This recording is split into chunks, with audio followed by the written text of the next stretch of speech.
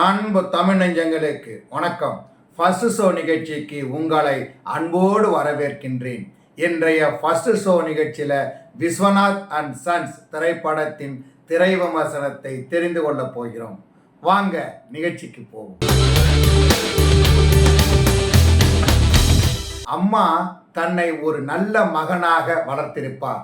அதுபோல தான் ஒரு நல்ல தந்தையாக நல்ல மகனை வளர்க்க வேண்டும் என்று ஆசைப்படுகின்ற ஒரு இளைஞனின் கதைதான் இந்த படத்தின் கதை.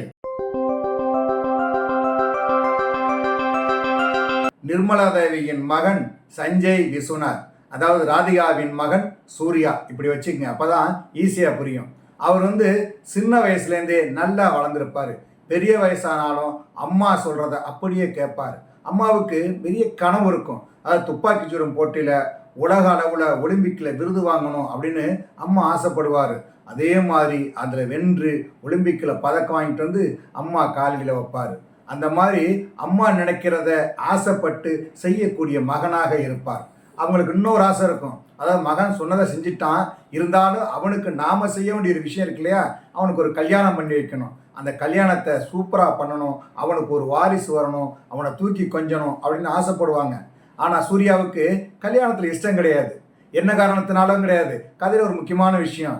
அதனால் கல்யாணம் பண்ணிக்க அவர் விருப்பம் கிடையாது. 40 வயசு தாண்டுது, ஆனாலும் கல்யாணம் பண்ணிக்க விரும்பலை. ஆனால் அம்மா பிடிவாதமாக இருப்பாங்க. எப்போ பார்த்தாலும் கல்யாணம் பொண்ணு அப்படி சொல்லிகிட்டே இருப்பாங்க. இதெல்லாம் அவருக்கு பிடிக்காது. ஆனால் ஒரு நாள் தீவிரமாக சொல்லுவார், எனக்கு கண்டிப்பாக என் பேரனை பார்க்கணும், நான் கொஞ்சணும், இந்த வீட்டுக்கு வாரிசு வேணும் அப்படின்னு சொல்லுவார். திடீர்னு சூர்யா வெளிநாடு போயிடுவார். ஒரு வருஷம் காணாமல் போயிடுவார். காணாமல் போயிட வீட்டில் கான்டாக்ட்லாம் இருப்பார். இருந்தாலும் திரும்பி வரும்போது வாடகை தாய் மூலமாக ஒரு குழந்தையை பெற்றுக்கொண்டு ஊருக்கு திரும்பி இருப்பார். பையன் வர்றான் அப்படின்னு அம்மா சந்தோஷமாக இருப்பாங்க. பார்த்தா கையில் குழந்தையோடு வர்றாரு. குழந்தைய கொண்டாந்து அம்மா கிட்ட அறிமுகப்படுத்துறாரு. நீ கேட்டிய ஆசையா, என்னுடைய மகன், என் ரத்தத்துக்கு பிறந்தவன், இதான் தான் அவன் பேரன் அப்படின்னு சொல்லி அம்மா கையில் கொடுப்பாரு. அவருக்கு அதிர்ச்சியாக இருக்கும். ஒரு கல்யாணம் பண்ணணும், அந்த மருமகளை பார்க்கணும், அவன் மூலமாக ஒரு பேரனை பார்க்கணும் அப்படிங்கிறது அம்மாவோட ஆசை இருக்கும். எல்லா அம்மாவுக்கும் அப்படி ஒரு ஆசை இருக்கும் இல்லையா. ஆனால் இந்த மகன் பொண்ணை யாருன்னே காட்டாமல் ஒரு வாடகை தாய் மூலமாக, அதாவது இவனை யாருன்னே தெரியாமல் ஒரு குழந்தைய பெற்றுக்கிட்டு அந்த குழந்தைய கையில் தூக்கிட்டு நிற்கிறானே, கடன் கொடுத்தா எதையும் வாங்கிடலாம் அப்படின்னு சொல்கிற மாதிரி பையனையும் பெற்று வாங்கிட்டு வந்துட்டானே அப்படின்னு ரொம்ப அதிர்ச்சி அடைவாங்க. முதல்ல ஏற்றுக்க மாட்டாங்க. பிறகு குழந்தை இல்லையா, என்ன இருந்தாலும் தான் பெத்த தங்கம் இல்லையா, அதனால் தூக்கி கொஞ்ச ஆரம்பிச்சிருவார். இருந்தாலும் குழந்தை வளர்ப்பில் அம்மா அக்கறை காட்டுவாங்க, இவரும் அக்கறை காட்டுவார். பெரிய தொழிலதிபர், வேலைன்னு எப்போதும் பிஸியாக இருக்கக்கூடியவர். இருந்தாலும் குழந்தைக்காகவும் நேரம் ஒதுக்குவார். திடீர்னு ஒரு நாள் குழந்தைக்கு உடம்பு சரியில்லாமல் போயிடும். குழந்தைய தூக்கிட்டு போய் வைத்தியம் பார்க்க போனால் ஒரு முக்கியமான இடத்துல ஆப்ரேஷன் பண்ணணும். சின்ன வயசில் அந்த குழந்தைக்கு ஆப்ரேஷன்னா அதுக்கு என்ன தெரியும், தாங்கவே முடியாது. அம்மாவால் தாங்க முடியாது, மகனால் தாங்க முடியாது. பேரனை நினச்சி பொழுதுக்கு வெந்து நொந்து போவாங்க, அதிர்ச்சியாவாங்க. அதுக்கு மேலே டாக்டர் இன்னொரு குண்டத்துக்கு போடுறாங்க. என்னன்னாக்க, அவனை பெற்ற தாய் இருக்காங்கள்ல, அவங்க கூட இருக்கணும், அவங்களோட சேர்த்து வச்சு அவங்க உதவியோடு தான் இந்த ஆப்ரேஷனை பண்ண முடியும் அப்படின்னு சொல்லிடுறாங்க. வேறு வழி இல்லாமல் மீண்டும் பெரும் விலை கொடுத்து அந்த பொண்ணை சந்திக்கிறாரு. சின்ன பொண்ணு, 20 வயசு பொண்ணு, காலேஜில் படிச்சுட்டு இருக்க பொண்ணு. அப்படியே அந்த பொண்ணு வறுமைக்காக தன்னுடைய உடலை வாடகைக்கு விட்டு போய் குழந்தை பெற்றிருப்பார். அந்த தகவல் தெரிஞ்சதும் சூர்யாவுக்கு முதல்ல அதிர்ச்சியாக இருக்கும். இருந்தாலும் மீண்டும் அந்த குழந்தைக்காக ஒரு விலை கொடுத்து அவரை அந்த பிரச்சனையிலிருந்து விடுவித்து அவரை ஊருக்கு அழைச்சிட்டு வர்றாரு.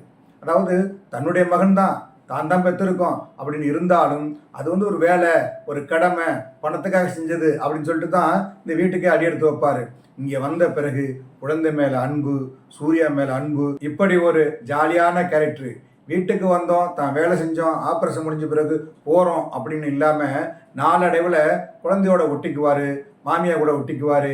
கணவரை விட்டு பிரிய முடியாது. ஏன்னா தாயை அந்த அளவுக்கு நேசிக்கிறான். இப்படி ஒரு கணவனை தான் வாழ்க்கையில் தேர்ந்தெடுக்க முடியாது, இவனே நமக்கு கணவனாக இருந்தால் நல்லா இருக்கும் அப்படின்னு நினைக்கக்கூடிய ஒரு கேரக்டர்.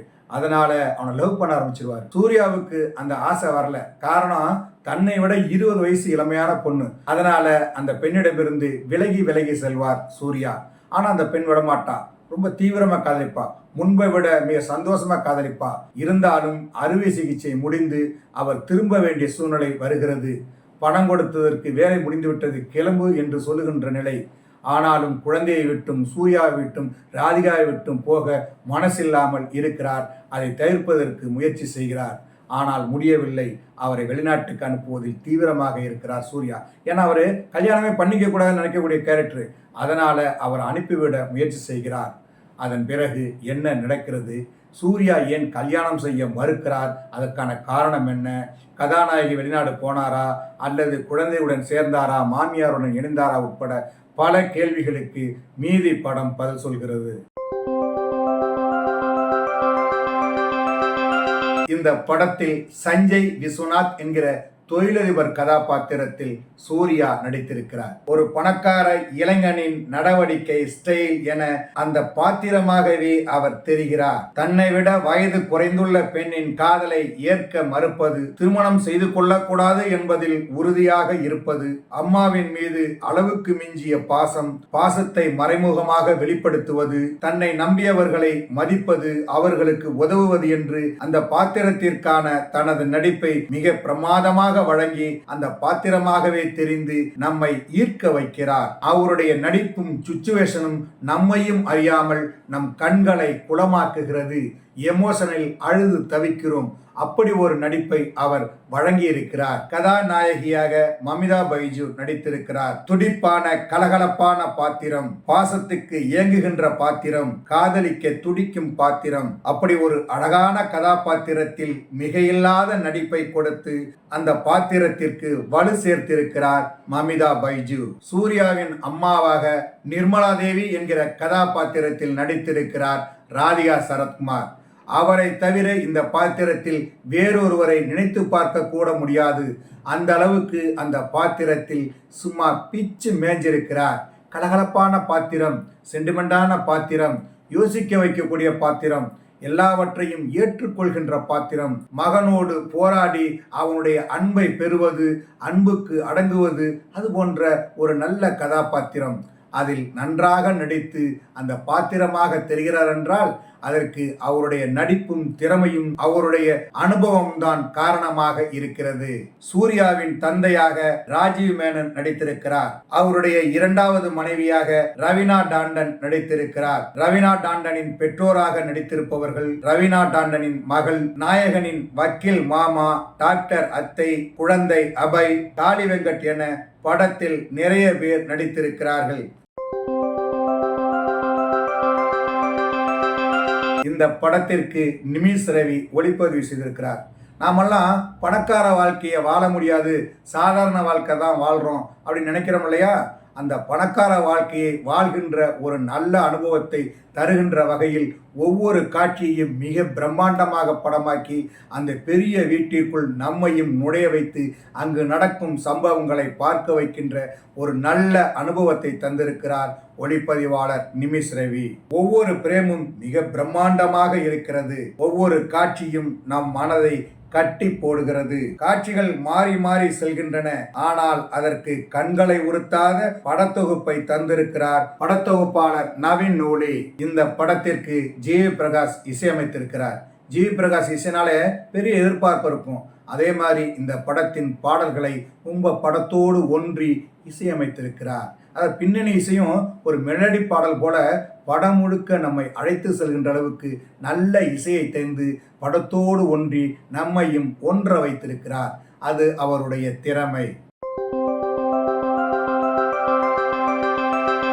இந்த படத்தை தெலுங்கில் பல படங்களை தயாரித்த நிறுவனங்கள் தயாரித்திருக்கிறது. அதே போல இந்த படத்தை பல தெலுங்கு படங்களை இயக்கிய வெங்கி அட்லூரி இயக்கியிருக்கிறார். தமிழில் அவருக்கு இது முதல் படம் என்று சொல்ல முடியாத அளவுக்கு நல்ல அனுபவத்தை தருகின்ற, நல்ல உணர்வுகளை தருகின்ற ஒரு அற்புதமான படத்தை கொடுத்திருக்கிறார். அப்பாவின் நடவடிக்கை பிள்ளையை எப்படி பாதிக்கிறது, அவனுடைய பிடிவாதமும் அம்மாவின் மீது கொண்ட பாசமும் மற்றவர்களுக்கு உதவும் மனசும் என கமர்சியலான ஒரு கதையை எடுத்துக்கொண்டு அதற்கு தகுந்த பில்டப் மற்றும் சம்பவங்களை கொண்டு திரைக்கதை அமைத்து படமாக்கி இருக்கிறார். இந்த படத்தின் கதையும் சரி, திரைக்கதையும் சரி, நாம் ஏற்கனவே பார்த்த படங்களை ஞாபகப்படுத்துகிறது. அதாவது தோழா, சந்தோஷ் சுப்ரமணியம், இப்படி நிறைய படங்களை சொல்லலாம். இருந்தாலும் இந்த படத்தில் அமைக்கப்பட்டிருக்கின்ற ஒவ்வொரு காட்சியும் ரசிக்கும்படி உள்ளன. ஒவ்வொரு காட்சியும் அடுத்து என்ன நடக்கும் என்கிற பெரிய எதிர்பார்ப்போடு பயணிக்கிறது. அந்த காட்சிகள் ஒவ்வொன்றும் நம்மை படத்தோடு கட்டி போடுகிறது. அந்த அளவுக்கு படத்தின் மீது பெரிய ஈர்ப்பையும் எதிர்பார்ப்பையும் உருவாக்கும் வகையில் ஒவ்வொரு காட்சியையும் படமாக்கி இருக்கிறார் இயக்குனர். கோபமும் வெறுப்பும் ஒரு கட்டத்துக்கு மேல் சோர்வடைந்துவிடும். சண்டையால் உறவுகள் பிரிவதில்லை. அதன் பிறகு எப்படி பேசுவது என்று தெரியாமல் தான் பிரிகிறது. கர்வம் கௌரவமாக இருக்கக்கூடாது. இப்படி பல வசனங்கள் மனதை தொடுகிறது.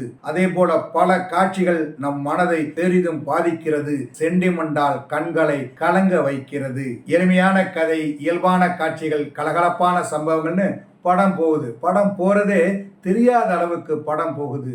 ஒவ்வொரு காட்சியும் இங்கே நிற்கல, இங்கே இருக்குது. அந்த அளவுக்கு ஒவ்வொரு காட்சியையும் நன்றாக ரசிக்கும்படி படமாக்கி இருக்கிறார்.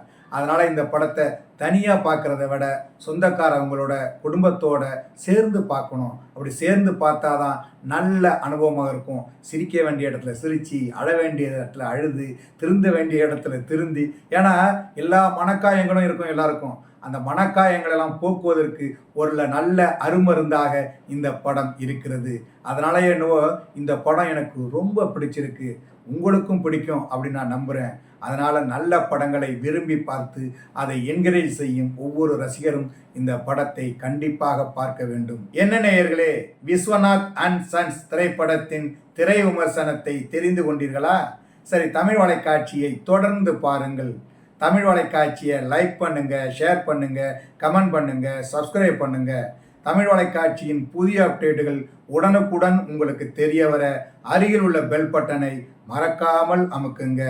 கலை இலக்கியம் யாவும் மக்களுக்கே.